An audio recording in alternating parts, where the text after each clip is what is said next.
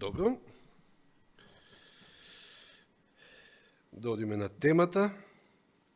Секој човек, а верувам и сите ние, затоа што и ние сме луѓе, на некое ниво во својот живот копне за нешто подобро.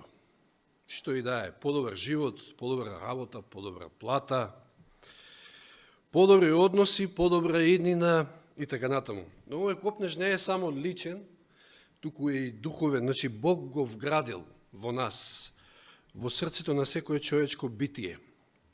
Значи ќе зборуваме вечерва за нешто подобро. Да видиме зошто, тука сме пак со темата, зошто евреите толку многу гунџале во пустината? Зошто толку незадоволство? Па нели знаеле дека одат кон нешто многу подобро, не подобро, него многу подобро. Ханан, земскиот, а ние одиме кон небесниот, уште многу нешто подобро. Од каде тоа незадоволство? Од каде сите тие работи? Но вака ќе почнам. Се сеќавате, можеби, се надевам, од неодамна или пред неколку месеци, Јани кога ја почна темата Евреите 11 глава? 11 јануари, значи уште зимата беше. За оние великани на верата. Се сеќавате ли како одеа поред? Кој беше првиот?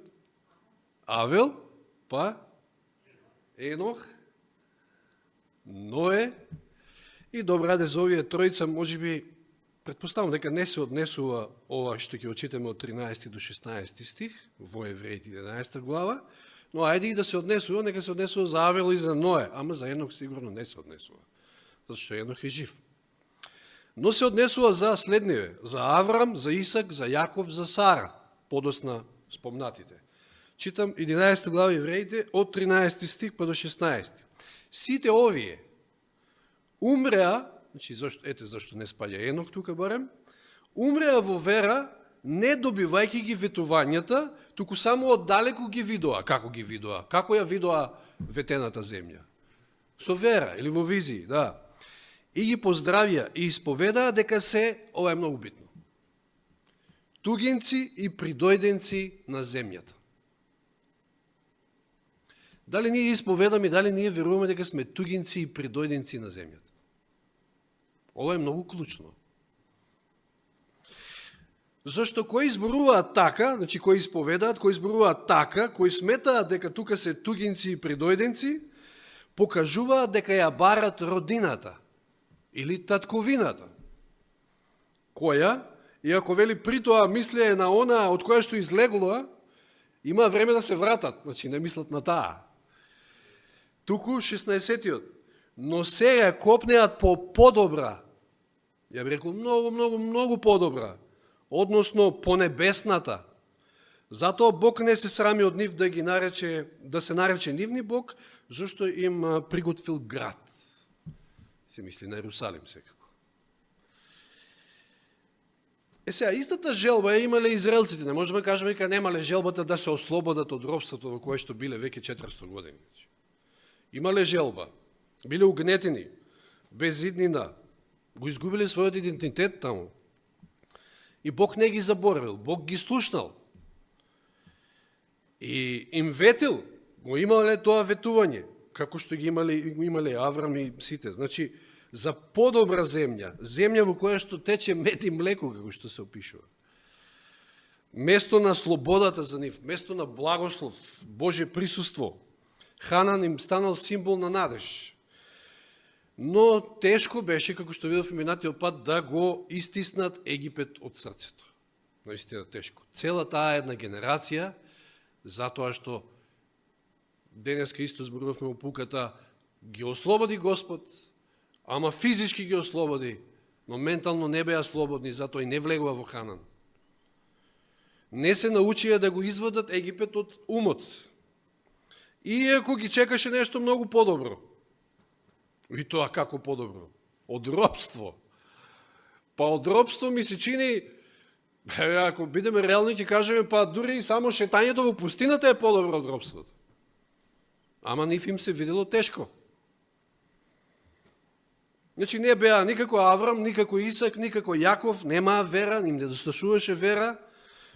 Не копнеа доволно по таа, родина, за онаа многу, подобра татковина, за слободната земја. Не копнеа, зошто го немаа тој копнеш? Е прашањето.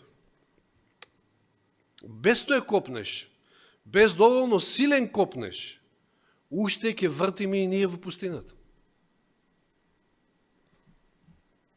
Тоа значи дека не се трансформирал нашиот ум и можеби уште робуваме. Египет како символ е символ на минатото, на робството. Нели се вели во Излез 1 глава 13-14 стих, го поминавме тоа во пуката. Египетците се нафрлија жестоко на израелците. Им го загорчуваа животот со тешки работи. Горчлив живот. Египет беше символ на горчлив живот. Тежок живот. Символ на гревот, може да кажеме, каде што нели човекот живее одвоен од Бога. Символ на навиките на стариот живот. Лесно, знаете, лесно е да се навикнеш на нешто кога се прави многу 400 години. Замисли 400 години, тук се генерации и генерации се навикнале на робството. Се навикнале на тој живот. Не знаеле ништо друго, цела таа генерација. Често пати, најчесто, мислам, се повикувале на Египет. Што друго? Илузија за сигурност бил Египет.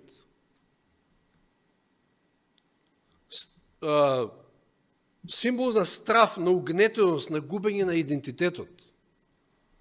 И затоа Бог ги повикува да го напуштат Египет, но не само физички, туку и ментално и духовно. И сега видовме и гледаме, знаеме патот до тоа нешто подобро не е секогаш лесен и не е едноставен. Значи Ханан беше ветена земја, но не беше веднаш достапен. На патот имаше пустина, имаше проблеми, имаше тестови, искушенија, проби, сомнежи и така натаму. Што вели во Излез 13:17? Вели, кога фараонот дозволи да замине народот, Бог не ги поведе кон филистејската земја, иако оттаму беше најблизу. Сега можеби ќе се присетите на до некои моменти ќе се допрам можеби со проповедите на братот Андрео Рошано пред известно време. Да. Значи не ги водеше по најблискиот пат, именно Бог рече може народот да се премисли и да се врати во Египет која ќе види војување. Иако они често пати се премислува и посакува да се вратат и онака. Но еве Господ беше внимателен. Но зошто по подолг пат? Па Бог сакаше да ги испита. Тие самите да видат, да сватат што им е во срцето. Иако нели во стихот 2 Законие 8:2 вели вака: спомнувај си за целиот пат по кој Господ, твојот Бог, те водеше низ пустината во овие 40 години, за да те смири. И на Мојсе му треба 40 години во пустината, за да Господ го смири. И сега овде вели 40 години за да те смири, за да те испита и за да дознаеш што ти е во срцето. Па зарем Господ не знае што ни е во срцето? Тие самите да сватат, да видат што им е во срцето, дали сакаш, вели, да ги држиш неговите заповеди или не сакаш. И ова испитување на срцето, знаете, не можеме ние самите да си го испитуваме срцето. То мора да биде во соработка со Бога. Зошто? Еве едноставно. Што вели Еремија 17:9? Сигавате на стихот, познат. Поизмамливо од се е срцето и е страшно болно. Кој може да проникне во него? Можеме јас и ти? Јас во моето срце? Не. Следниот стих вели: јас Господ ги истражувам срцата и ги испитувам бубрезите, за да му дадам секому според неговото поведение и така натаму. Без соработката со Бога ние не можеме ни своите срца да си ги испитаме, да се видиме онакви какви што сме.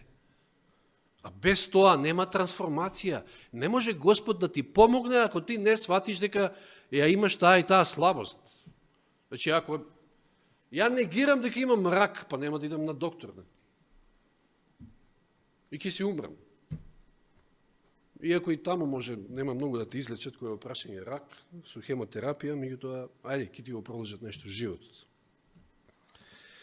Значи, потребна ни е многу повеќе така наречена интроспекција, значи да се испитуваме самите себе си. Псалм 139, познати стихови, 23 и 24, на Кратно Христе живееме во времето на Јом Кипур. И овие стихови се секако релевантни.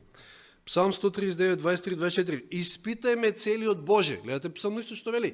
Испитајме целиот Боже, ама ја треба да му дозволам за да ми испита. Значи, тоа е таа соработка. Запознај ми го срцето, испитај ме и запознај ги моите мисли. Погледе да не одам по гибелен пат и поведи ме по вечниот пат. И затоа е потребна пустината.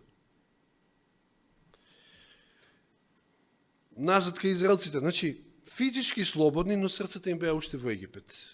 Многу пати сакаат да се вратат назад.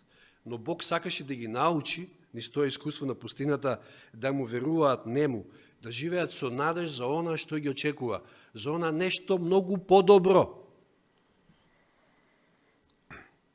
Од една страна Египет, робството, од друга страна Ханан. Бог секојаш нуди нешто многу подобро. Еве излез 3 глава, да се подсетиме на тие зборови, 7 и 8 стих, излез 3 глава. Ги видов страдањата на својот народ во Египет, продолжи Господ. Господ не е индиферентен, никогаш не е кон нашите страдања. Се знае, се гледа, се слуша. И му ја чув тужбата против неговите угнетувачи, познати ми се неговите маки. Затоа слегов да го избавам од египетските раци и да го одведам во добра и пространа земја, во земја каде што течат мед и млеко. Значи, не само што сака да не извлече од робството, туку Господ не повикува на нешто подобро, на слобода, на идентитет, на заедништво со Него. Ветената земја е символ на Божите ветувања, победа на стариот живот, место каде што Бог царува. Но Хана не доаѓа без борба. Патот е кон тоа нешто подобро е преку пустината, повторно. Тоа е тој потребен премин, тоа е таа трансформација. А пустината ни открива кој навистина сме, дали му веруваме на Бога или веруваме на собствените сили, се подпираме на себе, дали копнееме по таа слобода или по лукот и кромидот во Египет.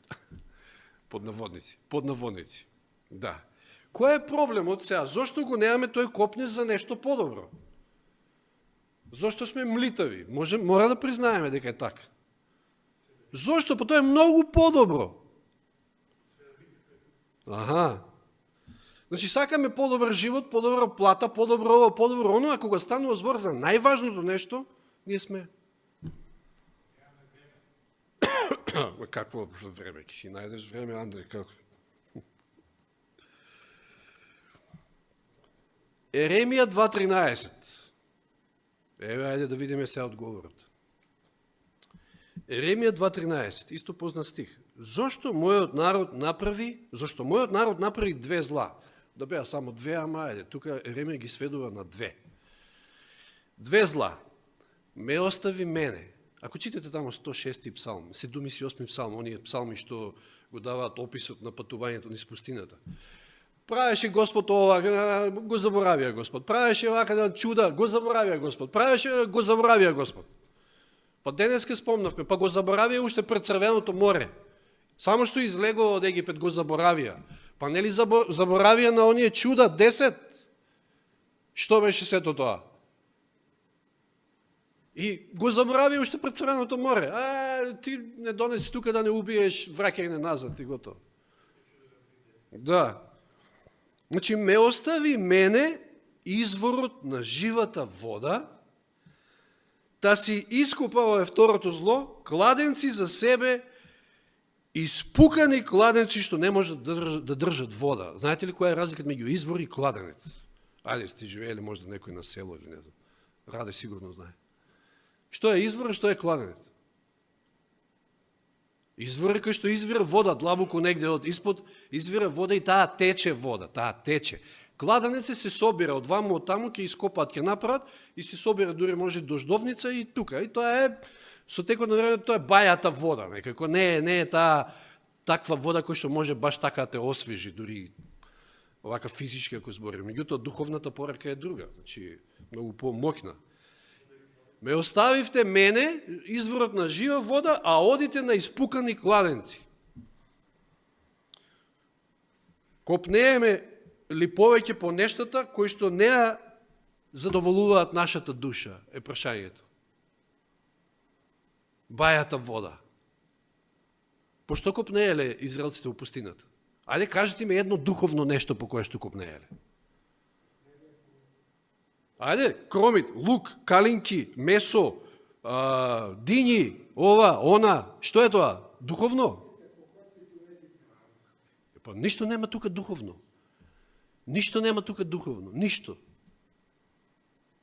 По телесното. Дали ние копнеме по духовното или по телесното? Дали ние пиеме од тие испукани кладенци, па сакате после да имаме сила и копнеш за тоа нешто подобро?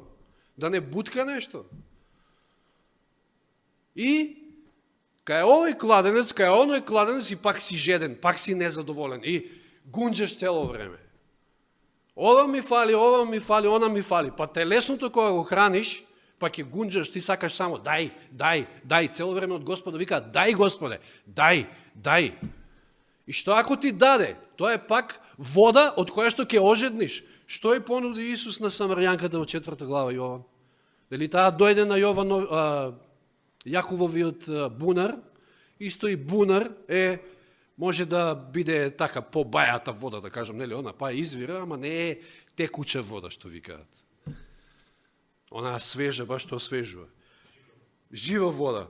Кога би знаела за Божиот дар во 10 стих, 4 глава Јован, и кој е оној кој што ти вели, дај ми да пием, ти би побарала од него, тој би ти дал жива вода. Во 13 стих Исус и вели, секој кој пие од водава, од овој бунар и од такви кладенци, што? Пак ќе ожедни. Пак ќе биде незадоволен. А кој пие од водата што јас ќе му ја дадам, нема да ожедни довека. Туку дури ќе стане и тој извор на таа жива вода. А израелците, дај ни вода, немаме што да пиеме, дај ни нема што да јадеме. Што не доведе овде, што е цело време гунџа, цело време им е тешко. Затоа што се жедни, пак се жедни, ожеднуваат, пак. Ништо телесно не може да ја задоволи душата. Ако мене не ме слушате мене, прашате го Соломон, јас стално велам. За овој материалистички денесен свет, абе нека го прашаат Соломон, ќе им каже, Соломон немал што немал, се имал во животот. И како го опишал сето тоа во едно мало зборче? Суета. Суета.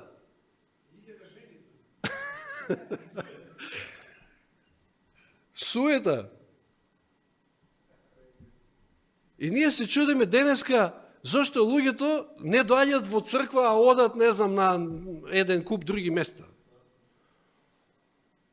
Па затоа што се материалисти. Па денеска ние во црквата станавме материалисти. Ако немаме нешто, некоја корист, нема ни тука да седиме. Дај само, дај. И пак си жеден, пак ќе бидеш жеден. И нема да копнеш по она што е подобро. Значи, доказ, тоа што роптаме, тоа што сме незадоволни често, тоа е доказ дека сме телесни, точка. Нема тука ни запрека, ни ништо.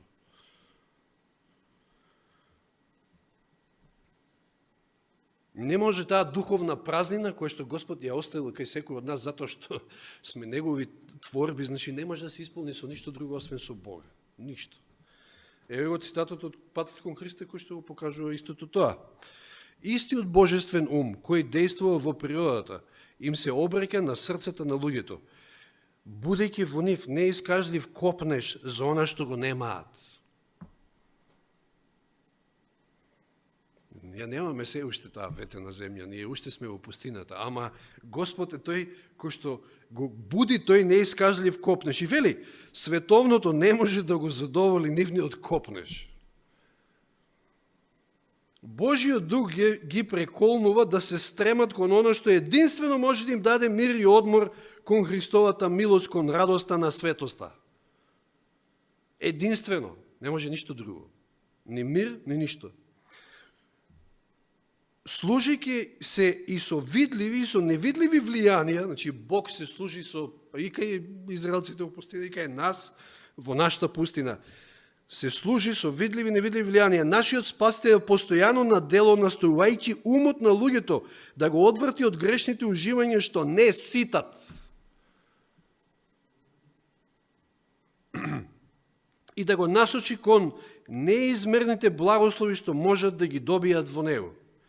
На сите тие души што напразно се обидуваат да пијат од издупчени извори на овој свет, на сите тие кои што напразно се обидуваат, им се упатени зборовите од Откровение 22:17.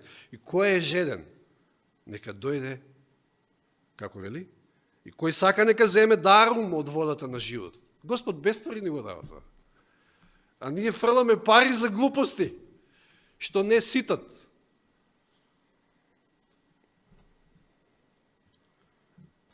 И дури се надпреваруваме кој од кој повеќе.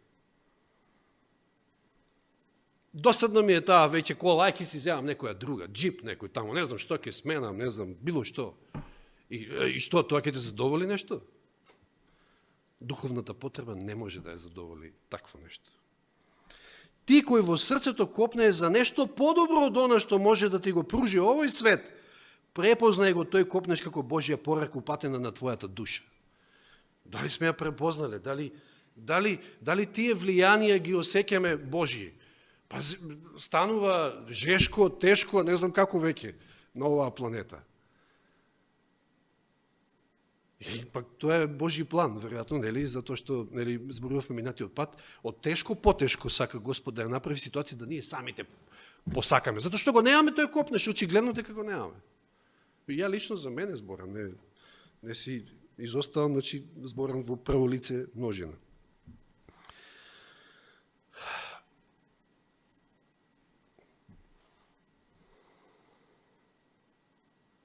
И може сега тука, ќе нафрлам само, да има некој отпор, зошто е тој отпор кон она подобро. Веќе клучното може би го кажавме, страф од непознатото, страф од навика на робување, сме се навикнале на тој живот, носталгија по старото добро време, недоверба во Божите ветувања, ниска самодоверба, што вела таму пред, се чувствуваме како скакалци према нив. Ниска самодоверба, исто. Менталитет на жртва, Бог не изведе овде за да не убие. Отпор кон внатрешниот процес, значи на трансформација и така натаму и така натаму. И не е лесно. Си уморивме, нели, така пееме во песната. Уморни сме, на патот кон Ханан. Ама ајде да видиме како пееа еве Љубица Иванов во песната, да ја подсетам. Значи, долг е патот до тој Ханан, уморно чекориме. Да, заморно е, навистина, колку години, веќе некој тука има менка, не знам колку години е верник. Уморно чекориме, уште колку до Ханан, уште колку. Гледаме со копнеш. Тешко е, уморни сме, ама гледаме со копнеш напред кон тој славен, сакан крај. Славен ли е, сакан ли е, гледаме ли со копнеш? Да, уморни сме, физички, да. Човек може да се умори. Години се во прашање, болести, не знам, немоки, ова, она. Силно сонце, штом ке светна жета не престанува, уште колку до Ханан, уште колку до Ханан. Сепак, може да е жешко, сепак и покрај тоа одиме по патот низ кој прошле мнозина, па се поучиме од тие што поминале. На крајот ја спомнам Павле, кој што ја истрча трката, ја помина пустината, неговата пустина. Сладок одмор нас не чека во тој мирен среќен дом. Уште колку до Ханан, уште колку до Ханан. И на крајот како е одговорот? Близу е. Близу сме до Ханан. Верувате ли ова? Близу сме. Уште малку. Уште малку. Ама битно е да ги научиме лекциите, битно е да се трансформираме, тоа е битно. Џабе е инаку, џабе ќе дојдеме и некако израелците пред самите граници и што? Треба да влеземе. Значи, еве Павле да го спомнеме. Што ни советува Павле во Филипјаните 3 глава, при крај сме. Трета глава Филипјаните. Значи Павле е оној кој што ја истрча трката. Од него можеме многу што да научиме. Еве денеска спомна Јани трка исто, ако не се лажам и претходно. Не велам дека веќе Филипјаните трета глава од 12 до 14. Не велам дека веќе го достигнав и дека веќе дојдов до совршенството. Туку што настојувам да го достигнам. Зашто и мене Христос ме достигна. Тука е исто клучен момент. Дали Христос нас не достигна? Да го имаме тој копнеш и да се трудиме да достигнеме и ние до целта. Зашто што е повредно од тоа, луѓе? Тоа е најдоброто и тоа е многу, многу подобро од ова. Што вели Брат Зоран, често пати животарење. Празен живот. Брака, јас уште не мислам дека го достигнав, но сепак правам едно. Си паднал, си изгрешил, си не знам што, го заборавам она што е зад мене. А се стремам кон она што е пред мене. Видите, кај е неговиот стремеш, кај е неговиот копнеш. Тој има сигурна цел. Без сигурна цел, в било што во животот вие ништо нема да постигнете. А ако не ви е хранан сигурна цел, поставена сигурна цел, ништо. Трчам кон целта, вика. Замислите си го Павле во пустината трча. Затоа што има сигурна цел, затоа што копнеш има голем. Тоа му е единствената цел, тоа му е главното нешто што сака да го постигне. На крајот на криштата, ако имате една трка, физички, денеска нешто ја не спомна, запалјање и така натаму, но кажете ми, кога сте при крајот на трката, и пазите, ова не станува збор за, сега се подсетив на стих во Евреите 12 глава, не станува збор за спринт. Што вика Евреите 12 глава, првите стихови? Затоа и ние, имајќи околу себе толков облак сведоци да ги положиме настрана, секое бреме и гревот кој не сплеткува, лесно и да трчаме со трпение на трката. И станува збор за долга трка. Треба трпение за оваа трка. Да трчаме на трката што ни е поставена пред нас, гледајки во Исуса, исто многу убави лекции овде имаме, почетокот и исполнител од нашата вера, кој поради радоста што беше пред него го претрпе крстот, презирајќи го срамот и седна одесно на Божиот престол. Имено размислете за него, тој претрпе од грешниците такви противења против себе си, што Исус претрпе за да нас да не спаси. Затоа што имаше копнеж и го има копнежот да не спаси. Го истрпи сето тоа и вика, сетете се на него, значи, за да не се истоштите и за да не станете малодушни. Гледате на Исуса што направи за нас. И ни го дава бесплатно тоа, тој небесен хранан. А ние, значи, сакав да кажам, дали последните 100 метри, маратон, не 100 метри, може и километар да е, забрзуваат тркачите на крајот или успоруваат? Па забрзуваат нормално. Добро, оти борбата нели за прво место, како и да е. Меѓутоа паралелата. Па ние треба уште посигурно сега да трчаме кон целта. Ние сме на крајот, а не да му омлитавееме. Значи Павле има огромен копнеш, трча. Има сигурна цел. Трча со сета сигурност. Тешко е, мачно е, си уморивме, но нема откажување. Не смееме да се откажеме. Римјаните 8:19, 8:18, се извинувам, колку и да е тешко, колку и да страдаме, колку и да ни е мака, тоа не е случајно, пак ќе кажеме, значи колку пати повторуваме, Римјаните 8:18, зашто сметам дека страдањата на сегашното време не се ништо во споредба со славата која што ќе ни се открие нам. Го веруваме ли ова, браќи и сестри? Ништо не е тоа што го доживуваме тука, што и да е.